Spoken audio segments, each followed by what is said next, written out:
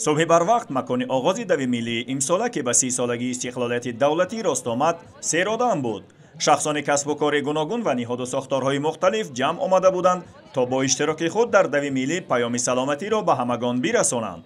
نمایندگان دستگاه اجرایی پرزیدنت جمهوری تاجیکستان، کمیته کار با جوانان و ورزش، مقامات اجرایی حاکمیت دولتی شهر دوشنبه در آغاز چاره‌بینی اظهار داشتند که ورزش عامل مهم صحتی انسان و تقویت بخش اتحاد و دوستی بین آدمان می باشد.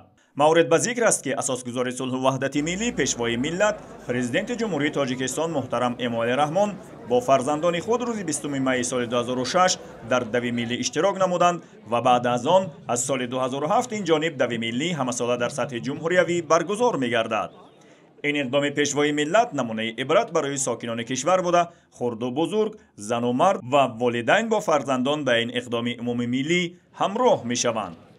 اصلا من دوی ملی رو به آن خاطر دوست می‌دارم که در این روز شکرگزاری از صلح و وحدت ملی کرده تمام مقامات و کارخانه ها و مؤسسات جمع می‌شوند برای دویدن و این هم یکی از نشانه های آزادی و آبادی تاجیکستان است که ببینید مردم با یک دل پر از فرح آزادانه در اینجا جمع آمدند تا که این مراسم را یک جایه، یعنی که از یک گریبان سر برآورده سپری نمایند و من نیز به آن خاطر همراه جگربندم به اینجا آمدم که در آینده این نیز به این گونه مراسم ها یعنی که ارج گذارد و ملت خود را تا فرداها معرفی نماید. در این جمع آمدی ورزشی اشتراک کرده ایستاده‌ایم.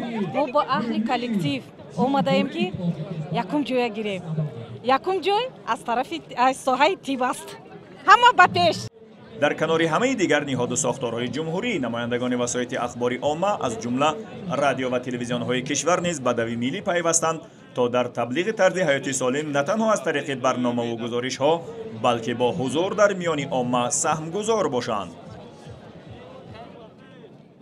دویدن با انسان یک بگیم سلامتی رو خوب میکند، فایده بسیار هم خوب دارد. چون ما کارگردان مؤسسه دولتی تلویزیون ورزش هستیم، ما باید نیز همیشه در حرکت باشیم و فکر میکنم که هر یک نفری که اگر هر صبح حداقل 10-15 دقیقه دوید برای سلامتی خود یک کار خیلی مهم رو انجام خواهد داد و دویم سالم میگردد و من از تمام مردم تاجیک و من از تمام جوانان و آن نفرانی که میخوان همیشه سالم باشد دعوت بر عمل میارم که همیشه در دو و همیشه در حرکت باشند.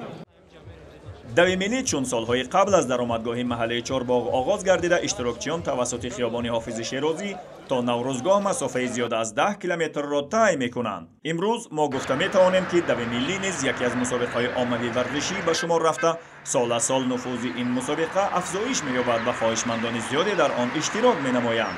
به گفته مسئولان برگزاری این چاره‌بینی، در دوی ملی امسال در پایتخت کشور از گذشته بیشتر، یعنی بیش از 43,000 نفر اشتراک نمودند.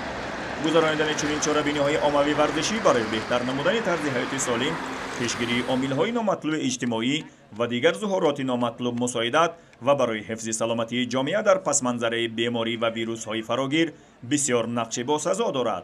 ورزش را قاصد صلح و دوستی می‌دانند و برگزاری دوی ملی هم بیانگر وجود فضای صلح و دوستی و وحدت ملی در کشور میباشد، زیرا در دوی ملی ساکنان با اشتراک خود تنها پیام صلح و دوستی و سلامتی را به جامعه کشور میرسانند.